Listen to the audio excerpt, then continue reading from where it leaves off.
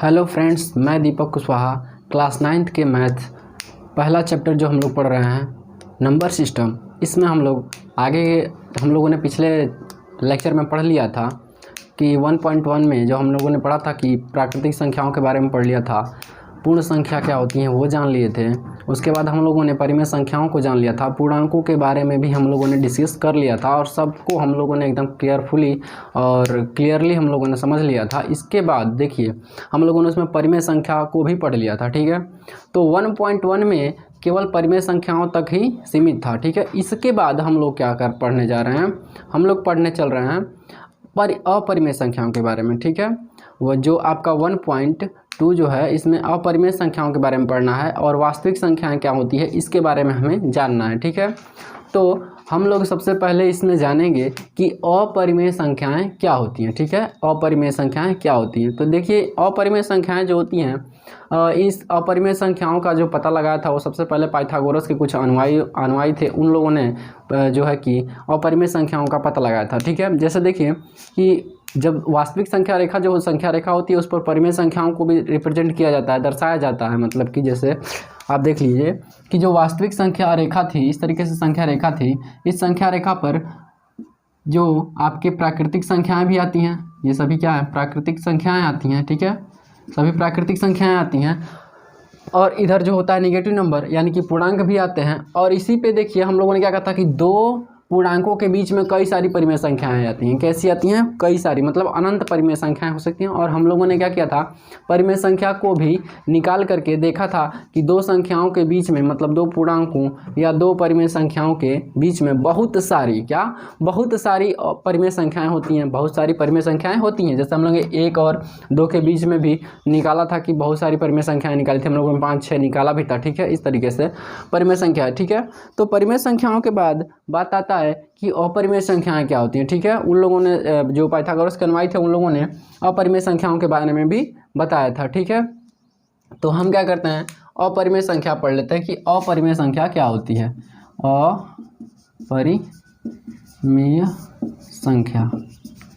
अपरिमेय संख्या क्या होती है ये जान लेते हैं, ठीक है। इसे हम इंग्लिश में बोलते हैं इरेशनल नंबर।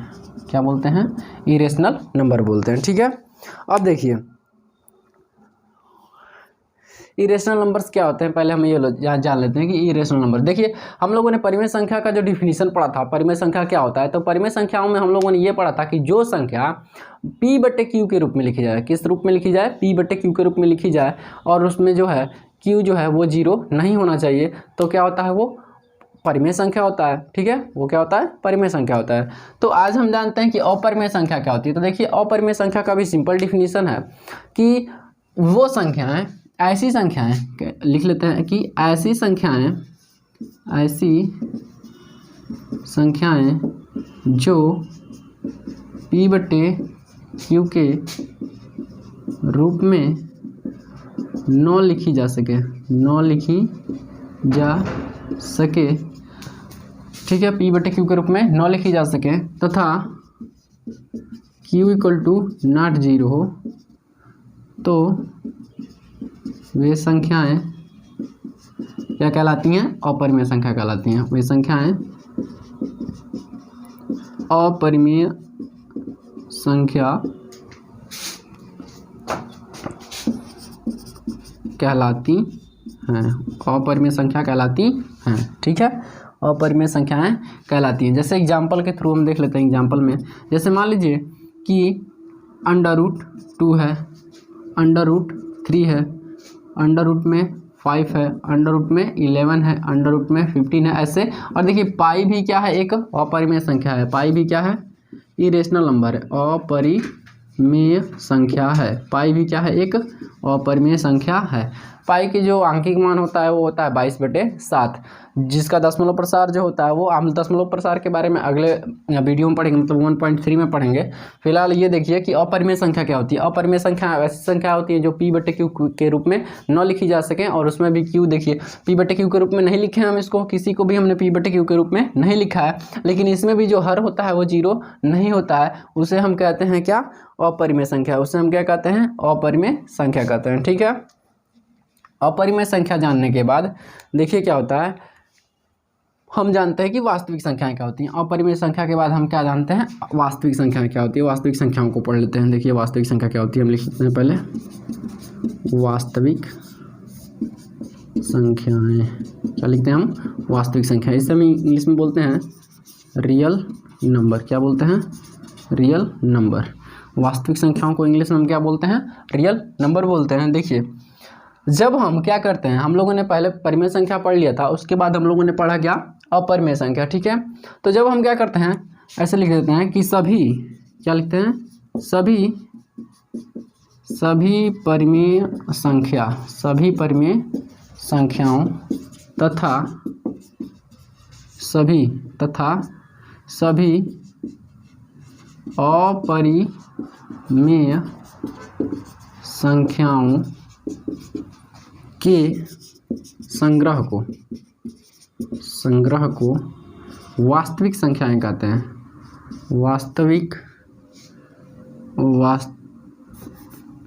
क्या बोलते हैं, वास्तविक संख्याएं कहते हैं।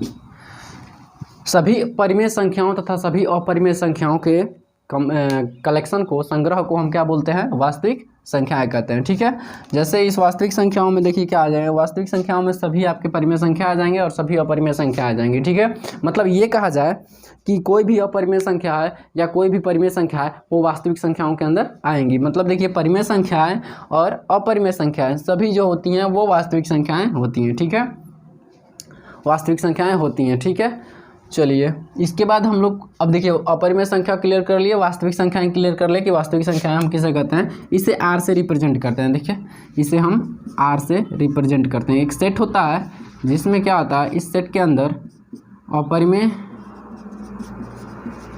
तथा परिमेय दोनों संख्याएं होती हैं। क्या होती हैं, दोनों संख्याएं होती हैं, परिमेय और अपरिमेय दोनों संख्याएं होती हैं। ये रियल नंबर का सेट होता है, वास्तविक संख्याओं का एक सेट होता है जिसमें अपरिमेय तथा परिमेय दोनों संख्याएं क्या होती हैं, आती हैं। ठीक है, अब देखिए इस जो अपरिमेय संख्याएं हैं वो अपरिमेय क्यों होती हैं उसका प्रूफ हम लोग क्लास 10th में पढ़ेंगे। उसका जो प्रूफ दिया गया है, मतलब वो कैसे अपरिमेय संख्याएं होती हैं और कैसे परिमेय संख्याएं होती हैं, उसका जो प्रूफ है, जो सिद्ध किया गया था, इनको सिद्ध किया गया था। दो गणितज्ञ थे जो 1870 में उन लोगों ने खोज किया था इसका, मतलब मेथड प्रूफ किया था।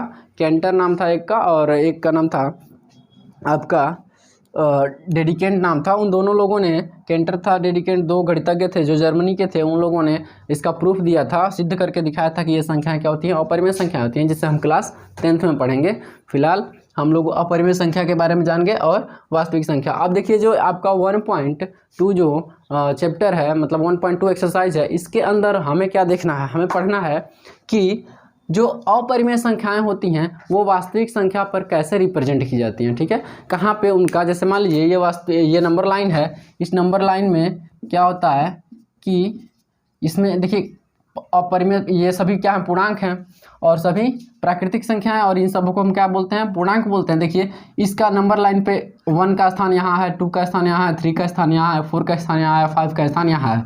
वैसे ही सभी परिमेय संख्याओं का कुछ ना कुछ एक निश्चित इस पे स्थान दिया गया है, कुछ ना कुछ निश्चित प्लेस दिया गया है। उसी तरीके से अपरिमेय संख्याओं का भी इस पर क्या दिया गया है, इस एक स्थान दिया गया है। उस स्थान को हमें रिप्रेजेंट करना है। जैसे मान लीजिए कि करड़ी में 2 है, क्या है, करड़ी में 2 है, तो ये वास्तविक नंबर लाइन पे, मतलब रियल नंबर लाइन पे वो कहाँ पे बिलोंग करेगा, किस जगह पे उसका पॉइंट मिलेगा। हर एक जो यहाँ पर नंबर है, उस हर एक नंबर का क्या होता है कि एक निश्चित बिंदु होता है, एक पॉइंट होता है। वह पॉइंट कहाँ है, जैसे मान लीजिए कि यहाँ पे 0 है, यहाँ पे 1 है और यहाँ पे 2 है, यहाँ पे क्या है, 3 है, तो ये √2 जो है वो यहाँ पर किस जगह पे आएगा, इस √2 का जो पॉइंट होगा वो कहाँ पे होगा, ये हमें पढ़ना है। जैसे मान लीजिए करनी में 3 हो गया, ये इस नंबर लाइन पे वास्तविक संख्या रेखा पर कहाँ पर इसका बिंदु होगा, ये हमें इस चैप्टर में पढ़ना है। ठीक है, ये हमें इस चैप्टर में पढ़ना है।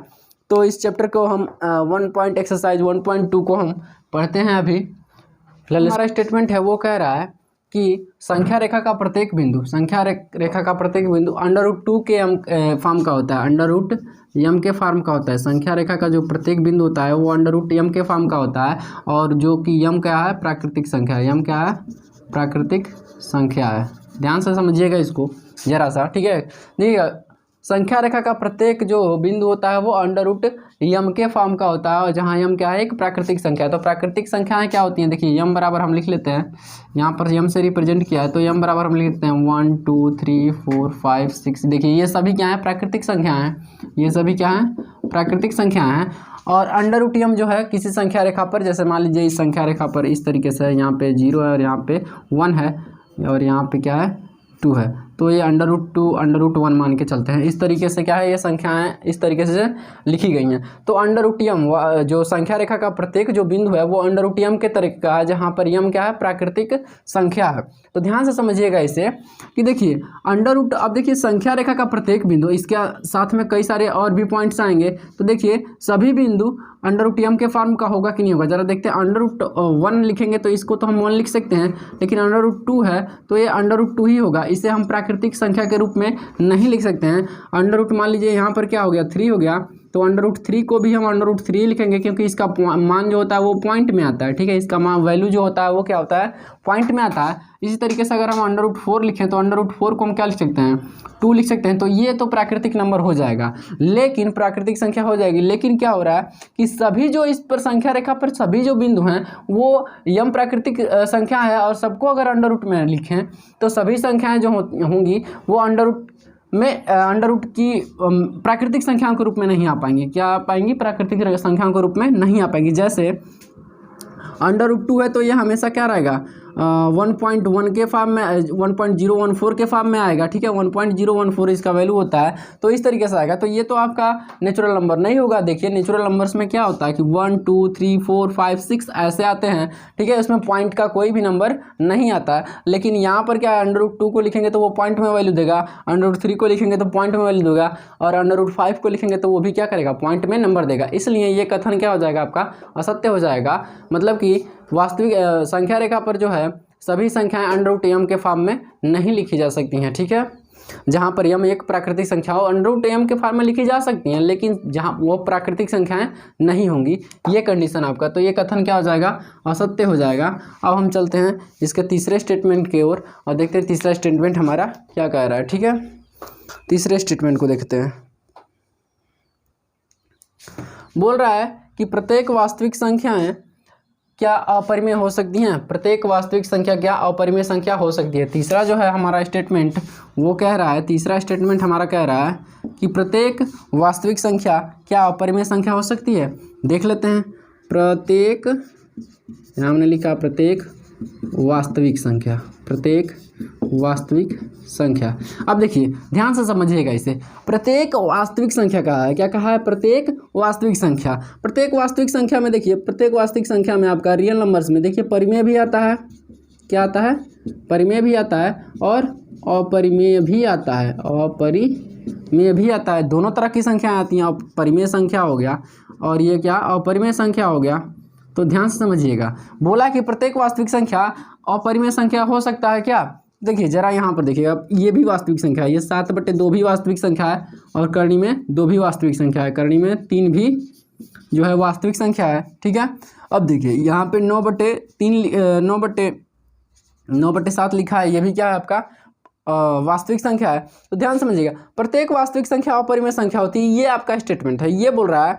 तो मान के चलिए कि जब वास्तविक संख्या प्रत्येक अपरिमेय संख्या होनी चाहिए तो 7/2 भी क्या होना चाहिए, अपरिमेय होना चाहिए, 9/7 भी क्या होना चाहिए, अपरिमेय होना चाहिए। लेकिन ये क्या है, परिमेय संख्या है, इसलिए हम ये कहेंगे यहाँ पे कि प्रत्येक जो वास्तविक संख्या है वो अपरिमेय संख्या नहीं हो सकती, अपरिमेय संख्या नहीं हो सकती, क्योंकि वास्तविक संख्याओं में परिमेय संख्या भी आता है, वास्तविक संख्याओं में क्या आता है, परिमेय संख्या भी आता है। इसलिए हम क्या कहेंगे कि प्रत्येक वास्तविक संख्या अपरिमेय संख्या नहीं हो सकती। हम लिखेंगे कि कथन थर्ड जो है हमारा कथन क्या है कि प्रत्येक वास्तविक संख्या एक अपरिमेय संख्या होती है। ये कथन असत्य है, क्योंकि वास्तविक संख्याओं में अपरिमेय तथा परिमेय भी संख्याएं दोनों अलग अलग होती हैं और कोई भी परिमेय संख्या अपरिमेय नहीं हो सकती है और कोई भी अपरिमेय संख्या परिमेय नहीं हो सकती, इसलिए सभी वास्तविक संख्याएं परिमेय अपरिमेय संख्याएं नहीं हो सकती। ये हमारा क्वेश्चन नंबर 1 था और इसको हम लोगों ने बहुत ही ढंग से समझ लिया, ठीक है, और ये क्लियरली आप लोग के दिमाग में छप गया होगा, ठीक है।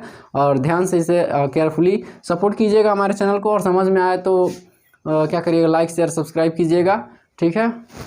देखिए स्टूडेंट्स, यहाँ पर हमने लिखा है कि जो धनात्मक पूर्णांक होते हैं, देखिए ये धनात्मक पूर्णांक है 1 2 3 4 5 6 7 ये और चलते जा रहे हैं, ये सभी क्या हैं, धनात्मक पूर्णांक है। और आपका क्वेश्चन कह रहा है कि क्या सभी धनात्मक पूर्णांकों के वर्गमूल क्या होते हैं, अपरिमेय होते हैं। तो जरा चेक कर लेते हैं कि क्या सभी धनात्मक पूर्णांकों के जो वर्गमूल होते हैं क्या वो अपरिमेय होते हैं कि नहीं।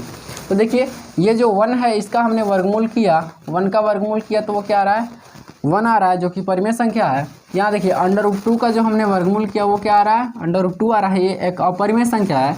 √3 यानी कि 3 का जो वर्गमूल हमने किया तो √3 आ रहा है, जो ये भी क्या है, अपरिमेय संख्या है। 4 का हमने वर्गमूल किया तो वो 2 आ रहा है, जो कि क्या है, परिमेय है, जो कि क्या है, परिमेय है। और यही एग्जाम्पल हमारा दे सकते हैं इसके लिए। देखिए क्या कह रहा है, अब हम कह सकते हैं कि जो हमारा कथन है वो कह रहा है कि सभी धनात्मक पूर्णांकों के जो वर्गमूल होते हैं वो अपरिमेय होते हैं। तो हम इस क्वेश्चन को गलत करेंगे, क्योंकि सभी धनात्मक पूर्णांकों के जो वर्गमूल होते हैं वो केवल अपरिमेय नहीं होते हैं बल्कि परिमेय भी होते हैं। जैसे एग्जाम्पल के थ्रू हमने समझ लिया, देखिए √4 है, इसका जो वर्गमूल निकला वो 2 आया, और ये क्या है, एक परिमेय संख्या है। √9 है, इसका जो वर्गमूल है वो कितना है, 3 है, जो कि एक परिमेय संख्या है, ठीक है। ये क्वेश्चन भी हम लोगों का एकदम क्लियरली समझ में आ चुका होगा। अब देखते हैं हम अगला क्वेश्चन, ठीक है। अगले क्वेश्चन की तरफ से बढ़ते हैं।